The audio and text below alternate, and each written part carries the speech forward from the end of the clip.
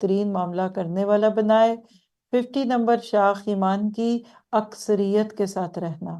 یہ کون سی اکثریت؟ گناہ کرنے والی اکثریت نہیں، کمیونٹی کے ساتھ چلیے۔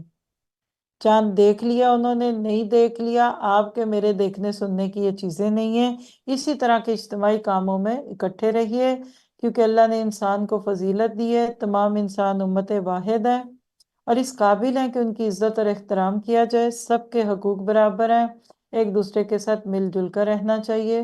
حجرات 10 میں اللہ نے بتا دیا کہ انما المؤمنون اخوہ، مسلمان ایک دوسرے کے بھائی ہیں، تعلقات درست رکھو، اللہ سے ڈرو، امید ہے کہ تم پہ رحم کیا جائے گا۔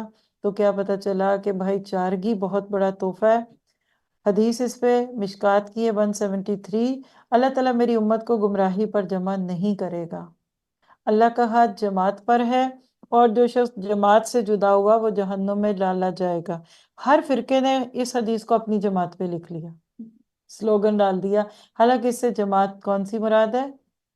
مسلمان۔ ہوا سماکم المسلمین۔ سبحان ربک رب العزت عما یصفون وسلام علی المرسلین والحمد للہ رب العالمین۔ السلام علیکم ورحمۃ اللہ وبرکاتہ۔